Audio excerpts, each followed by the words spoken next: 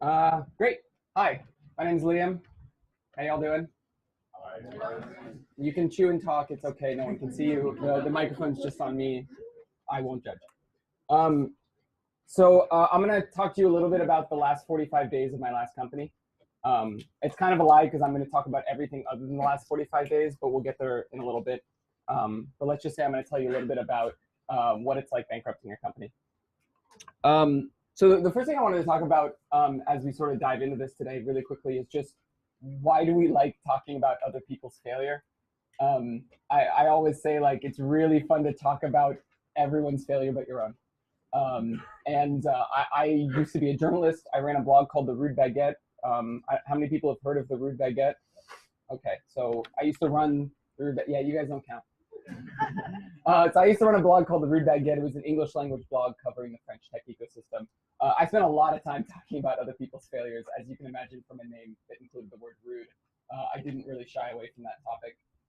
But I find it's really in a post giant failure scenario, I got a lot more. I showed a lot more care with talking about other people's failures. I find it's really easy.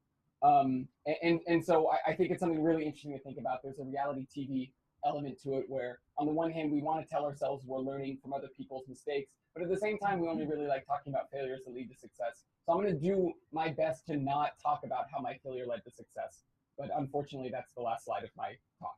So let's ignore that and dive really deep into all my biggest mistakes. So failure is inevitable. Success on any given thing, whatever you're working on right now, success is the result of hard work. One single success, like me at this talk, success is the result of how much time I spent preparing these slides, not enough. How many times I rehearsed this, zero. And how much love I put into the design team. Anyone? No love. Not good enough. So I have the ability to control a single incident, success versus failure. However, failure and success over time in an enterprise in your life, success, having zero incidents of failure in your entire life is statistically improbable. I won't say impossible. I'm sure someone's had it fantastic and would consider that it's been smooth hockey stick scaling. But the reality is, when we talk about success versus failure, all you really want is that the good outweigh the bad. Does the good outweigh the bad is actually a saying that I used to say to my girlfriend because we started in a long distance relationship, and I said, look, every day doesn't need to be great, and every day we don't need to be together. The good just has to outweigh the bad. And when you think about success versus failure, you want the good to outweigh the bad. So today we're going to talk about moments in my life where the good outweighed the bad and the bad outweighed the good. Does that sound fun? Of course it does. So the last thing I want you to think about is eggs and baskets. When you start to look at, am I on a path towards success and am I on a path towards failure, I challenge you to think about, where are you putting the most eggs at any given point? And if the answer is one basket, that's bad. That's why we have a saying about eggs and baskets. Don't put all your eggs into one basket. Or in French, don't put all your eggs into one basket. I don't know what it is in French. I often think about this. It's like, why would you keep money under your mattress if the most probable reason why you would need that money is if your house burned down, right? Like, when you think about how you plan to mitigate risk, are you creating a scenario where if one thing goes wrong, everything falls apart because you have a chain of dependencies? So with that in mind, I'm going to tell you a little bit about my story and chains of dependencies and good outweighing the bad and bad outweighing the good. So in 2011, I was just a young 22-year-old, I think, and I'd been living in Paris for a year. Me and another person started this blog called the Rude Baguette. That was the logo at the time. I'm not proud of it. You're not proud of it. Design guy's not proud of it, but that's what it was. And basically we said, what if we just wrote in English about France? And it wasn't a big thing. I had been working at a startup. I had quit that job. I was looking for another startup, and I thought, I'll just write about startups, meet the founders, and then eventually go work for one of them. By the way, spoiler, that ended up happening. It just took 5 years. So it was a very little risk scenario. When you start a blog, like failure isn't really an option. If you've ever, how many people have a blog? How many people wrote on that blog in the last month? How upset are you for the people who haven't, that you haven't done that? It's not really the worst part of your day. It's not the thing that, it's not a lot of eggs. It's not a big basket, right? And so there was really little risk. And when we started, there was little success, which is okay. The amount of effort that we were putting into it was the amount that we got out of it. I got to meet cool people. I can say I've had a poker night at my house with the founder of BlaBlaCar. Like I got to do fun stuff. People wanted to hang out and talk about their company. And so we hung out and talked about their company. Really early on, I met some really cool people like Twilio. Had launched in France at Le Web in 2011, where I got free tickets 30 days after launching this blog. By the way, if you want to go to a conference, launch a blog. Little risk, little success. And I started building relationships with these really amazing people, and that was fun. And so in 2013, I started wanting to meet with these people more often. Poker night was fun, but I wanted to do something that didn't involve me losing $20 to a person who had well more than $20 on me. And I also wanted to hang out with more people. So we started organizing events. How many people ever went to a Rude Baguette event? Small amounts of people. Clearly, I wasn't that as successful as I thought. It was very easy. I had met companies, and they said, hey, we want to meet your audience. Here's $5,000. Can we put our name on a thing you do? Little risk, medium success. It's great. The good outweighed the bad. The bad is the risk. The success is the result. It was very fun. And as a result, I said, ooh, people will give me money to organize events. Maybe they'll just give me money to invest in my company. And I raised some money from people to do more events and do more things. And that's where things get tricky, because money is evil. So in 2014, we started building products. I hired a friend of mine that I had met at a meetup that I had organized. And we started building this project around making more stuff about France available. And at the same time, we started organizing more events. I organized a conference in La Halle Fraissinet. That picture is taken 2 days before they smashed the entire La Halle Fraissinet to turn it into what everyone now knows as Station F. I organized job fairs where I met cool people like Alex C, wherever he is floating around, and a bunch of Algolians came. I think right underneath my head right now is Algolia pitching. Oh wait, no, they are. There they are, real-time search. So, oh wait, is it floating around? Boom, there it is right there. There we go, little Easter egg to my talk. And I got to meet more people. I got to help them do good things. I helped people get hired in companies that I thought were interesting. But at the same time, the product thing was not really working. And so we took a big risk. We started hiring developers. Long story short, they're more expensive than not developers, and we had little success. So that was the first turning point. But the weird thing was, because the events were going so well, people gave us more money. I can't tell you why, but they did. And it got to be a little interesting. We were, on the one hand, I was really fascinated by the idea of how can I build a product company instead of a media company. We had these things like events. I knew if I put $10,000 into a date, I could get $12,000 back or $13,000 back. It was a really interesting like ATM situation. I would tell people on October 31st, I'm going to be hosting an event, and then people would just give me more money than it cost to organize the event. That's a very interesting concept. But at the same time, it didn't really interest me as much because it didn't seem like a scalable, replicable thing that I wanted to be doing. I wanted to be working in a startup. I wanted to be running a startup. And so we really dove into product.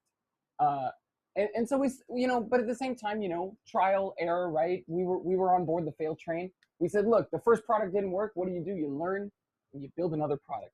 And that's what we did. We built more products. I'm not joking. We built 4 different products in the course of 18 months. And we kept trying to build more stuff.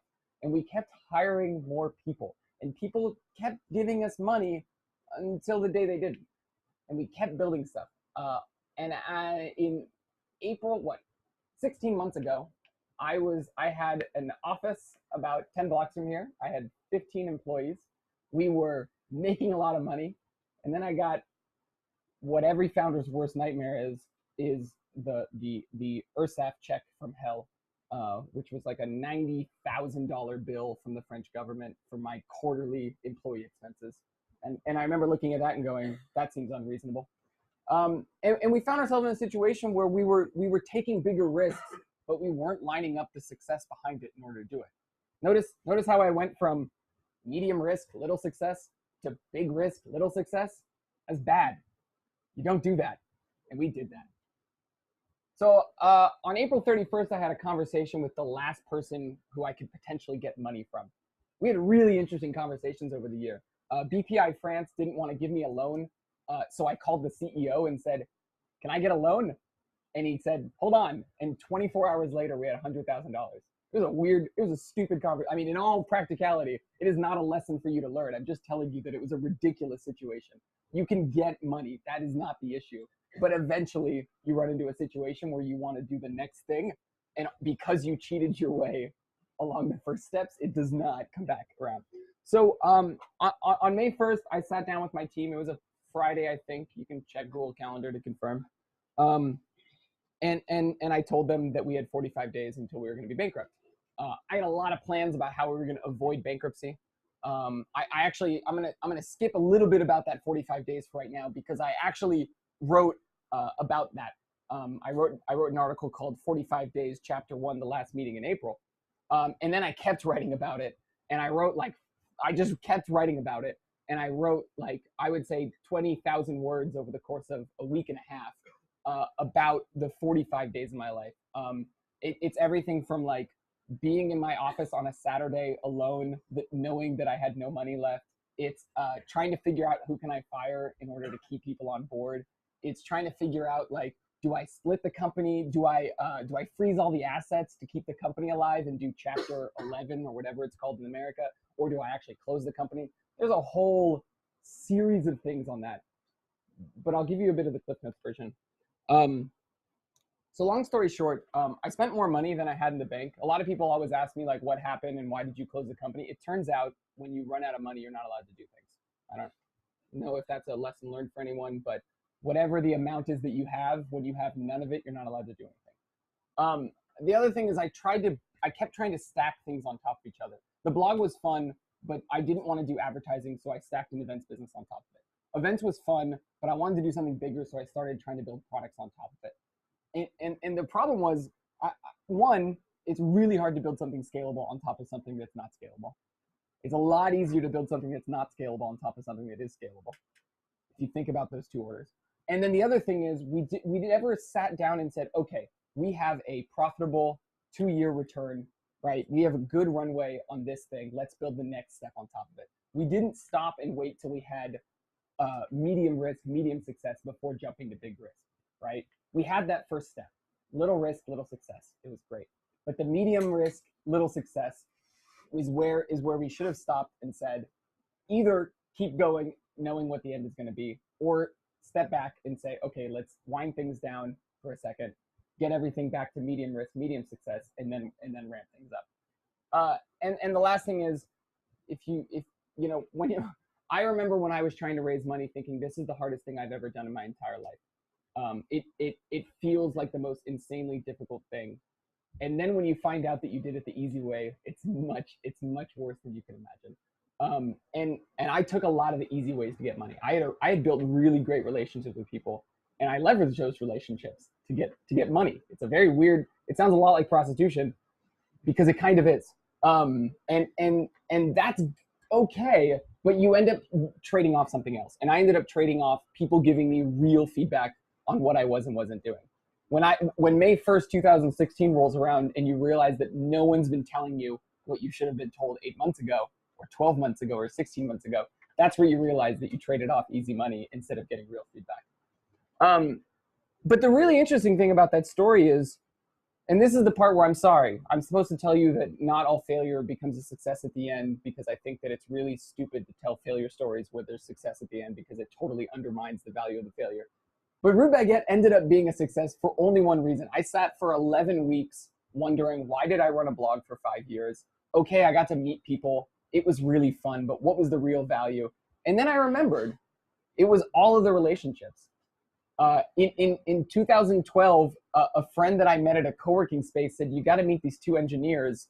They're working on a search company. And so I went to this office that they were renting out a conference room of another office. And I met Nico D and Julien Lemoine. And we talked about this search engine thing that they had done. And it's because of those relationships that everything ends up being valuable. To this day, I go and I'm speaking on a panel next month with people I've known for 6 years. And they don't care that I spent more money than I had. They don't care that I made bad decisions or took easy money or called the CEO of the Public Investment Bank of France in order to get $100,000. They don't care. What they care is they know me and we built something on top of that. So this is my quote of the day. I haven't ever said it before, so I'll say it now. Everything you do will be a success if you build sustainable relationships along the way. Period. Take that home, chew on it, think about it. Here's an article that I wrote in 2012 about Algolia. The day I did my on-site interview, I shared that with the company. There's no way I would be where I am today if it wasn't for me making bad decisions with Rude Baguette, if it wasn't for me prioritizing one thing over another. If I hadn't decided to organize events, I never would have saw Algolia every 3 months. I never would have discovered all these other companies. Some of the people at this company might not even be working at this company. No matter what you do, like, you can't help the fact that at some point the house wins. You can't help that at some point you're gonna fail. The thing is, as long as you build something sustainable that entire way, the good outweighs the bad. So that's my story. I hope you enjoyed it. Thank you very much.